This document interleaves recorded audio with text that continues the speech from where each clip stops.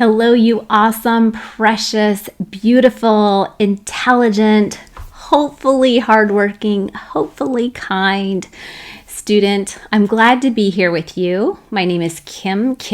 It's a real easy name to remember, and you can call me Ms. Kim, and I'll be with you on this journey of writing an essay.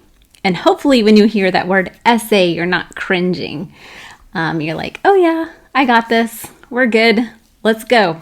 Okay, the 6 traits of writing, or the 6 components of great writing, or the 6 characteristics, the 6 things that you need to have in your writing are idea, organization, voice, word choice, sentence fluency, and conventions. Okay, so I'll go through the color coding because we'll use that throughout the study. Idea is green because what do you do at a green light? You go. And when you have an idea, you should go write about it. And that has to do with all of your details, your research. But wait, red light, we can't just dump all that on paper. We need to organize it. And that's where we think about our outline, what's our plot, all of that. Okay. And voice is violet, V and V. You have to think about your audience. Who are you writing for? And so you'll adjust the type of writing according to your audience, okay? And a lot of it will be academic. So we'll pretend like our audience is a room full of professors. Okay, word choice is blue because if you think there's so many words for blue, there's baby blue, navy blue, sapphire, cobalt. And so blue is word choice. So adjectives, adverbs, vivid verbs, all of those sensory details to make that writing come alive. And sentence fluency is orange. I just think of this orange bowling ball, how it will just flow very smoothly. And that's what we do here, looking for transitions, making sure we have different types of sentences. And then, of course, that we're using complete sentences. And the very last thing is just like black and white. You have it or you don't. Are conventions. And that's spelling, grammar, punctuation, capitalization, format, stuff like that. Okay? So say them with me, the 6 traits of writing. Maybe close your eyes, see if you can do it. Okay, ready? Here we go. Idea, organization, voice, word choice, sentence fluency, and conventions. Okay, here we go. Why do we write? Okay, so pause this, come up with 4 reasons. You can come up with all 4, or there's actually more than 4, but yeah, 4 reasons why we write. Do you write maybe to relieve stress? Do you write because it's fun, it's therapeutic? You write because you have to, because you need to get an A in this class. Okay, well, one reason we write is to entertain. Okay, so we can do that through novels or plays or maybe movies. So many things online that you can watch or read that are meant to entertain. Okay, we write to express feelings. Okay, maybe in a journal or in a novel, a short story, to express your feelings about something. To learn for ourselves and inform others, okay, like we see on the news or at a speech or through a book or through a website, a podcast. We also write to persuade others. Okay, in that process, we also learn for ourselves. And so that's where we really want to convince people that what we're saying is correct and maybe prompt them to take action. Okay, so we're jumping into a new genre study, and it is literary analysis. Woohoo! Okay, so we're going to analyze literature, okay? And it will be a piece that you've read. It might be a short story, a poem, speech, novel, or a play. And this is really up to your instructor as to what you will analyze. If it's like free-for-all, then you get to choose something you're interested in or something that you've wanted to read. Okay. All right. So remember when we went through the argumentative genre study, we make a claim and we support it. And we support it with multiple credible sources. And then we had to address counterclaims by writing rebuttals. And then our conclusion really prompted a call to action for our reader. Okay, and do you remember the purpose when we wrote an argumentative? Yeah, I think you got it. Okay, to learn for ourselves and to persuade others. Okay, now with lit analysis, and I'll usually say that lit for short, okay? I'm just like literary. It's kind of a literary, so I'm just cutting off 3 syllables there, lit. In lit analysis, you're really just working with your one piece. And like argumentative, you're going to make a claim and you're going to support it. Okay, but unlike argumentative, you don't have to. Okay, so when you're writing, you don't have to use multiple credible sources. Okay, that kind of makes it easier. Okay, because you're using your own brain, because this is about what you think, what your ideas are, not what other people's ideas are. And you also don't have to address any kind of counterclaim in this paper. And you won't be using a call to action in your conclusion. So your purpose here is to learn and persuade, just like we did in argumentative. So you're going to examine, analyze, interpret a piece of literature, and then persuade others of our interpretation. Okay, so here is our genre chart here. We'll work through it bullet by bullet. And we'll start with the first one, clear thesis. And you maybe have an idea of what that is. It's basically the topic of your paper. It's a little more complex than that, but we'll get into that later if you don't know what it is. Okay, so you should have this handout. This is called the Literary Analysis Rubric. And all I need you to do here is just highlight this first column with a highlighter, crayon, pencil, pen, because this is our goal, to score a 4 in each of these 10 components here. And just put your name on it. And that's it. Okay? We're going to hit all of these standards here. Okay, here we go. Step number 1, you need to select a piece of literature and a task. Okay, so maybe something you've read. Okay, a short story, a poem, a speech, a novel, or play. And here are some possible tasks unless your teacher has given you a specific question. Okay, if that's the case, then just skip over this for now. And you choose that. Okay. If not, if your teacher did not give you a specific task, then you can choose one of these here. So number 1, what is the theme or central idea and how is it conveyed through particular details? So through the imagery, symbolism, metaphor, and the character's actions and thoughts.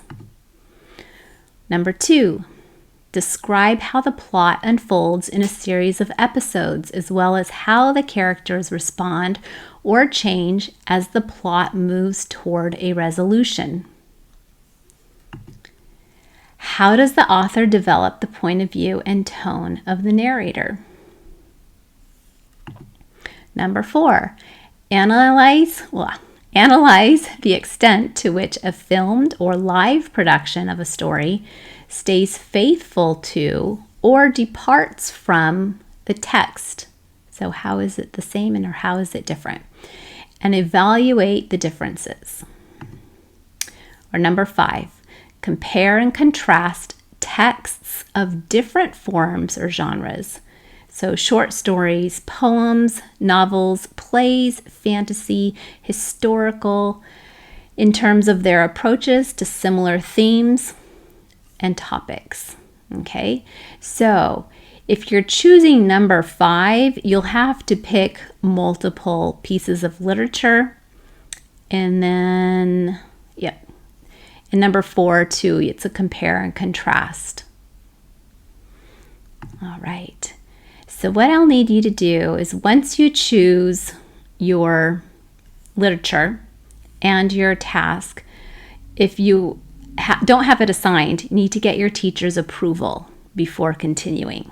Okay, your teacher might not want you to read or analyze that certain work, or thinks you could work on a different task. So really, it's up to your teacher to have the final say. Okay. All right. So for example, here's mine that I'm going to be working with. I'm going to work with the short story, The White Umbrella by Gish Jen. And I'm choosing this question. What's the theme or central idea? How is it conveyed through particular details? And looking at all of these for now. Okay, because I don't know if I'm getting in a little over my head. I don't know if I need to narrow that down later, but for now, this is it. Okay, so this is what you're going to do. You're going to write down the piece of literature and your task, just like I did. Before we do that, let me just go over a few things just so you kind of know what you're dealing with. Okay, so remember, theme is the message. So for example, this poem is about love, and it's saying, don't risk your identity to find love. Or this short story is about power and saying that power corrupts morality. Or this speech is about justice favors the rich and powerful. Wealth leads to greed. Or it might focus on building a character trait like tolerance. We must teach our youth to embrace diversity. I'm all for that. Okay, and then imagery, that's using sensory details, what something looks, sounds, smells, tastes, and feels like, so to really bring that work alive. So, for example, a dark alley, blaring music, musty room, spicy sauce, sticky spoon. And then more here, symbolism, things that represent other things. So some authors use colors. So for example, white, maybe it represents purity in the piece, or innocence, or maybe death. Weather, maybe a storm represents emotional turmoil. Animals, a snake can represent evilness, power, and even rebirth. The reason for rebirth is because the skin peels off. Or objects, such as a scar. It represents bravery. And then metaphor. I know you know this. It's a figure of speech that compares an object with another object. So like symbolism, it's comparing two things, really, or representing something. So her home is my paradise. It was as if the China wall divided our properties. My friends are plastic bags blowing in the wind. That's from a song that I like. Okay, so you might be thinking, what's the difference here? Well, metaphor is more obvious. It's just going to tell you. Whereas symbolism, you really have to interpret that and find that in the piece. Okay, so if your question is talking about point of view, there's first, second, and third person. So if the story is written in first person, it's really, from my own perspective, like I saw Cindy, we went to the park, they gave me a gift. Second person is when the narrator is talking to the reader. So you walk into the cave and see a bat, your flashlight goes out. And then there's third person, and there's various types of third person, but the omniscient one is where it's kind of like this all-knowing person in the sky can see and know what everyone's feeling or thinking. Okay, so if you're talking about tone, this is a speaker's attitude or feeling. And there's so many. This is not even an exhaustive list. The list goes on and on. Whether the piece is meant, the speaker's attitude. And there can be different speakers in a piece. You can have the narrator, you can have different characters. They'll have different tones. Okay. Maybe one is playful, another character's cold or bossy. Okay, so it's your turn. You can choose the following.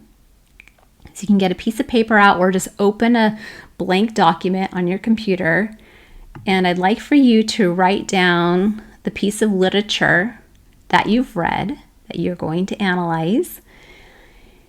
And it might be 2, right? If you chose question number 5. And then your task. So go ahead and pause this video now as you complete this. You could also write it on the back of your rubric. Okay? All right. Remember, you need to get your teacher's approval before proceeding. So I need you to do that right now. And then once you've done that, you'll share with a peer and you can just talk about it. Oh yeah, that's interesting. Oh, that'll be good. What do you think you're gonna share about that? Just discuss it a little bit, just share it. And remember, whenever we do share it, please be kind and respectful. No one likes to be laughed at, made fun of. We all have different levels of proficiency here in writing, and so just be kind, okay? If you want to give suggestions, to say, hey, maybe you could do this, or have you thought about that? Or perhaps you could try, just kind of encourage them to kind of work on it a little bit more. And then when you do think they've done a great job, be generous with your compliments. Like, wow, this is really good. Okay. All right, so I think we're set, and go ahead and get your teacher's approval, and then I'll see you in the next lesson.